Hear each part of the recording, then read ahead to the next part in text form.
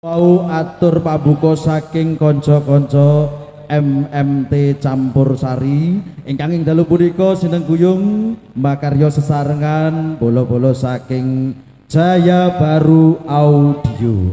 Ugi katuraken wilujeng rawuh, wilujeng lelenggahan Bapak Ibu tamu undangan ingkang katemben rawuh. Moga katuran pinarak ingkang sekeca sinambi ngerahapi daharan ingkang sampun kasamaptaaken. Ugi lelipur ring dalu punika saking kanca-kanca MMT Campur Sari.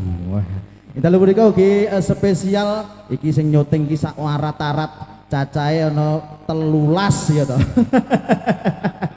Nggih, matur gunging panuwun niki kanca-kanca saking channel YouTube. Mangke kula nyuwun YouTube-e napa kemawon Mas. Ngapunten kala wau dereng sempat konfirmasi. Tak pikir lek mek siji tibake lah kok sak menembane. Oke. Insyaallah berkah sedayanipun nggih. Amin. Amin ya rabbal alamin. Nggih. Langsung kemawon niki dipun tanjake setunggal boko setunggal sinden ing dalu punika ingkang sampun lelenggahan wonten ngarsa panjenengan sedaya ing dalu punika mapan wonten dalemipun Bapak Sodin saha Ibu Juwarmi Mbukur Sumber Gempol Tulungagung. Ugi kawula ngaturaken sugeng dalu, sugeng rawuh pepundhen kula Mbah Lurah. Sugeng dalu bringose saya ketel mawon Mbah, alhamdulillah. Saya ketok baguse. Lah kula ngukulne brengos ndak gelem tukul-tukul arep ngejori Mbah Lurah ya ndak mampu aku. Oke, setunggal pokok setunggal sin dan setudonan dipun aturaken ngarsa panjenengan sedaya. Wenake diitung teko kono kene-kene sing kene ae. Nggih, nyuwun sepote bola-bola katuran jumeneng monggo Mbak Yu Luwes Susanti.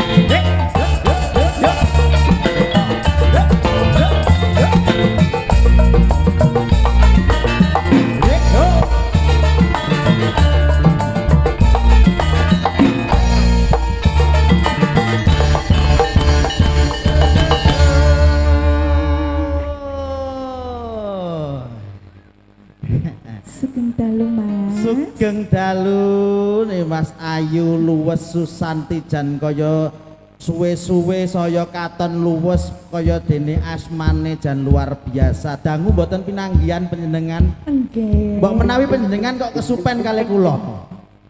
Lamat-lamat kula kesupen. Lamat-lamat kesupen. Tapi lek sing genah eling mergo gedine biasane ngono biasane. Gemoy kuwi lho. Gemoy. Mbak Santi. Dalam. Rikala semono udakara 5 tahun 7 tahun kepungkur kak ade sering apa ki jenenge awor neng Branglor kono. Branglor daleme jenengan pokoknya Kedirinan. Oka. Mas Oka. Nggih. Wong ayu jenengmu ya sik panggah Luwes ya. Jan Luwes jenenge luwes perbawane ki ya luwes olah bawane luwes tenan. Dalu niki awake dhewe tinimbalan sowan wonten dalemipun Bapak Sodin. Bapak Sodin. Mengku gati menapa Mas? Iki syukuran pernikahan putra kinasih Mas Khairul Pikanto, Mbak Sinta dan Mas Irul.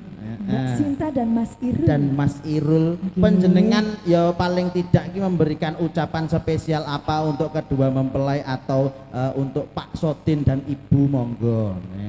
Nggih, kawula nderek ndedonga Mas. Nggih. Mugi-mugi temanten kekalih Mas Khairul kalian Mbak Mei Sinta. Mbak Sinta nggih leres. Mugi-mugi tansah atut runtut kadya mimilan mintuna. Amin. Saged barokah rumah tangganipun. Amin. Enggal-enggal pikantuk putra-putri ingkang saleh lan salehah. Wah, ya kuwi sing diarani kekancing katresnan iki ya golek kencana sing arupa bayi iki ya. Sing bisa tata jalma. Golek kencana sing iso tata jalma lek ora iso tata jalma kok dikei baterai. Oh, saiki modern ya Mas.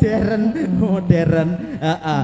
Iki sesarengan kanca-kanca MMT Mbak Santi. Monggo diaturke tembange iki sing kepenak napa nyumanggane panjenengan ugi sak kanca saking MMT Campursari. Heeh. Ning saderengipun Mas. Nggih. Kawula badhe ngaturaken sugeng dalu kagem sedaya para rawuh. Nggih. Sedaya para tamu ingkang kepareng pinarak lenggah wonten mriki panggenan nggih Mas. Leres nggih. Kawula ngaturaken nyuwun gunging pangapunten. Sarene dinten menika awak kula radi mboten sekeca Mas. Lho. Suarane rada glorok. Ning biasane Mbak Santi, awake dhewe iki seniman seniwati iki lek rada ndak penak awak, rada kurang enak badan. Iki tombone ya ketemu dulur-dulur ngene iki. Leres. Tombone ya perform di panggung ya nembang iki engko insyaallah kondur teko daleme Bapak Sudin panjenengan dadi sehat lan waras. Amin ya rabbal alamin. Wis to. Sing penting ki bakune ngregengaken swasana ing dalu punika. Nggih, ya sak gaduk-gaduke ya Mas. Sak gaduk-gaduke sing penting insyaallah dados jampining sayah para rawuh ing dalu punika saged ngrenani penggalih Bapak Ibu tamu undangan ing dalu punika wonten dalemipun Bapak Sodin saha Ibu Juwarni. Diaturke nduk tembange sesarengan kanca-kanca MMT Campursari monggo Mbak Luwes Susanti. Ya sepurane ya Mas Mol. Hawane ya manten anyar iki ngene iki. Kok suarane kaya ngene? Sik. Iki manten anyar lho Mas Mul. Lah piye to Mas? Santi iki manten anyar. Wah, sampean kira jagong berarti. Lah ora mau undang jagong kok kaya isin. Manten anyar. Ya anu hair Mas. Oh ngeherne. Ngeherne. Cara sim ngono kok wayahe perpanjang gitu. Wayahe perpanjang. Kok iso? Herne iki rasane kaya montor. Kaya montor. Nggih, monggo Mbak Santi, manten anyar ya ampun. Mohon maklum adanya ya Mas. Lah, aku malah seneng awor manten anyar ki seneng aku. Nyapa marai? Dungane sik ampuh. Oh ngono. Heeh, engko jam 11 kira-kira Hongkong piro sih? Apa kuwi? Pak ele duwemen ngono kok takok Apa to, Mas? neh ngono ngene. Apa to Mas? Nggih, monggo Santi sesarengan kanca-kanca MMT Campursari.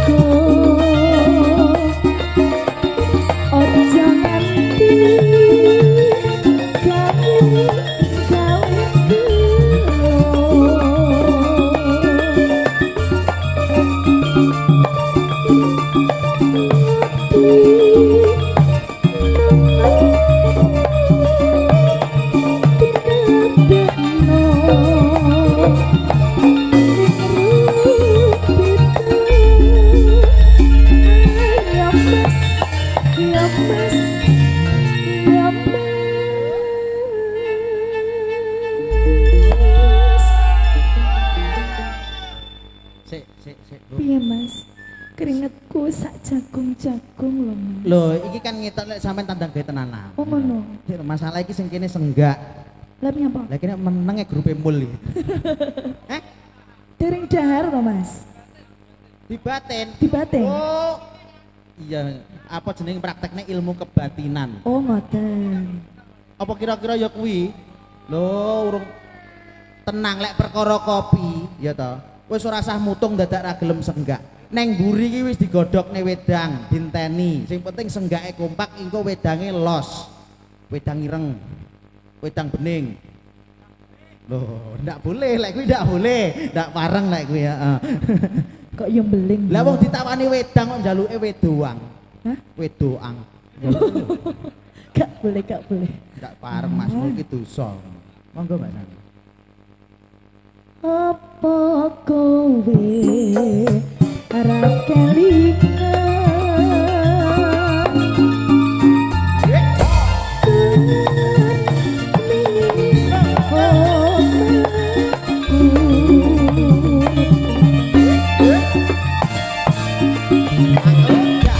ono terpodo